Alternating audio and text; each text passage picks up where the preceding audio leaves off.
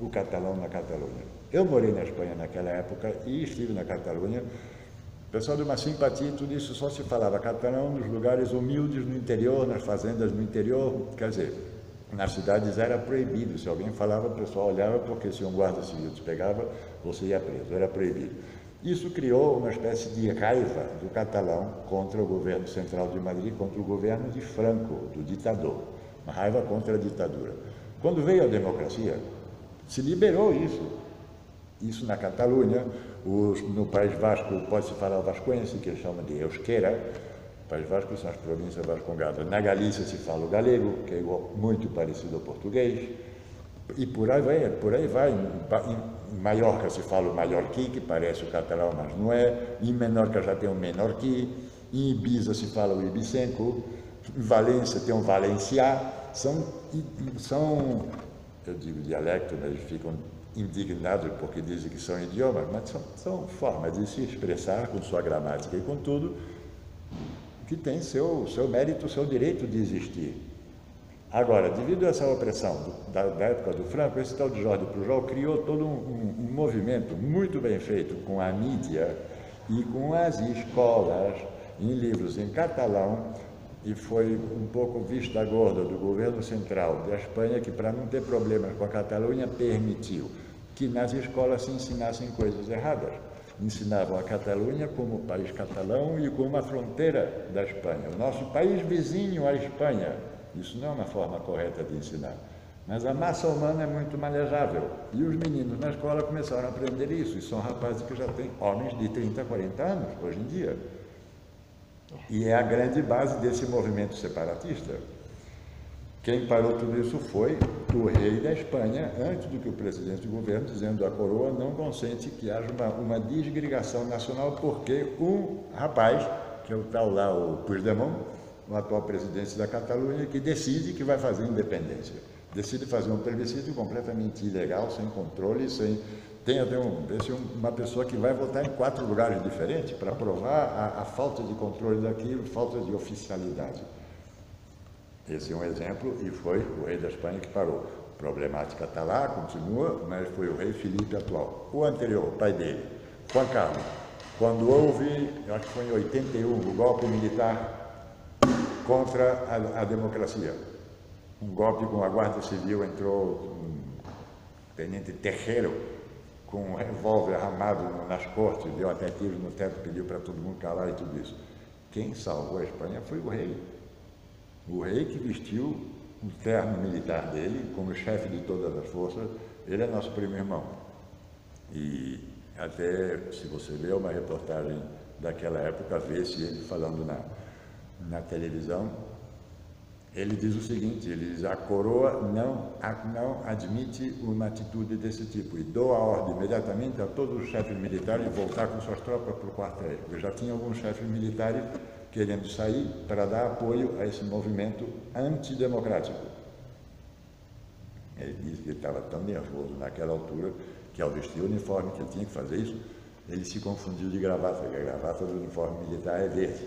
Ele botou uma gravata preta, sem querer. Sai lá, você vê no programa, tá ele com a gravata preta. Mas enfim, gravata assim ou não, ele saiu, deu a cara e ele salvou a nação de um golpe militar que ia voltar tudo para trás, ia voltar de novo a ditadura, repressões bestiais, condenas de morte, como o Franco acabou condenando gente à morte no final da vida dele, já no desespero que, claro, aquela ditadura franquista já não se sustinha muito, não se aguentava muito em pé. E foi graças ao Juan Carlos, quer dizer, mais exemplos de democracia que essa.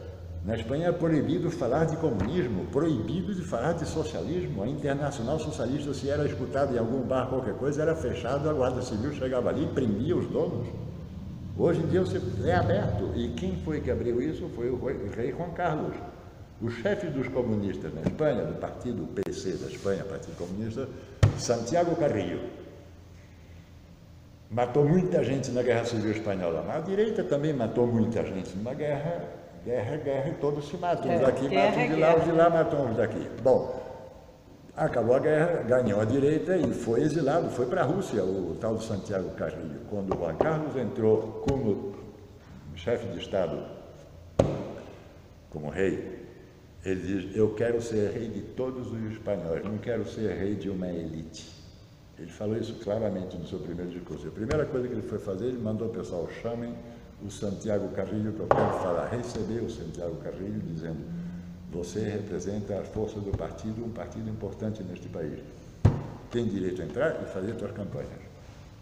Isso não é democrático? Muito democrático. Agora, conta isso para o pessoal, isso é lenda. Não, rei é aquela coisa que põe uma chapéu dourado na cabeça. Não tem cultura, não tem uma educação no sentido de cultura. Além da educação no sentido de educação de um respeito, deixar passar uma pessoa idosa, se levantar no ônibus quando vê uma mulher em pé, essas coisas, que eles têm vergonha hoje em dia de ser educado, essa educação também falta. As pessoas, eles têm vergonha de ser bons alunos. Eu tive alunos que eram bons alunos e eram ridicularizados pela grande maioria que não gostava de estudar. Porque pedia, por favor, professora, com licença, e está puxando o saco da professora. Pois é, o ensino de história está bem complicado, Dom Manuel. Me veio na mente uma coisa que, ao falar, me lembrei. A grande diferença que existe entre chefe de Estado e chefe de governo. Isso aí, gente, prestem atenção. Chefe de governo é o que ganhou a maioria das eleições e é o responsável de administrar os bens públicos, os impostos e tudo isso. Isso é o governar. Como no navio, tem o cara que está no leme, é o cara que de repente vê uma ilha ali, tem que mudar o rumo, tem outro navio em rota de colisão, varia o rumo. Isso está no subalterno, no próprio timonel que está levando o navio. Mas por cima dele está o capitão.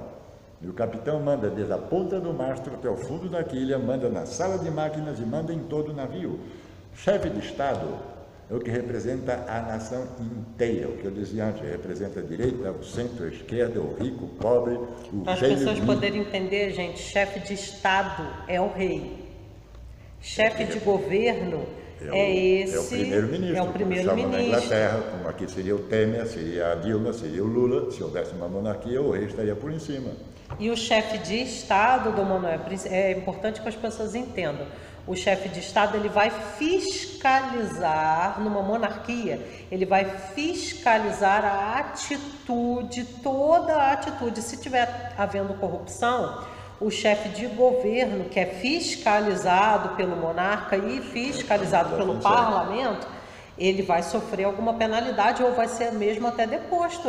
Troca ele e coloca outro. Isso pode acontecer numa monarquia. Não tem aquela ideia fixa de que não.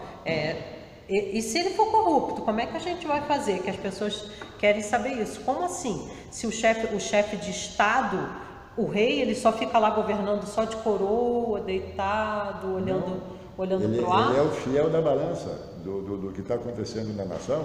Se está aqui inclinando para um lado, ele vai lá e chama a atenção do ministro correspondente. Olha, o negócio não é bem por aí, seja justo. Ele está ali para poder fiscalizar e também, se alguma coisa estiver dando errado e se tiver um desvio de conduta do chefe de governo, que não é o rei, gente, ou de algum chefe seu parlamento, como está aconteceu agora na Catalunha com esse movimento separatista, é um golpe de Estado contra a nação. Complicado isso. Complicado, pessoal, o colega, mas ele tem direito. Bom, eu também tenho direito amanhã começar a gritar por aí, criar um partido, eu quero Petrópolis independente. Eu posso independizar, ou por muito que Petrópolis inteiro queira se independizar, temos poder, direito perante a pátria de dizer agora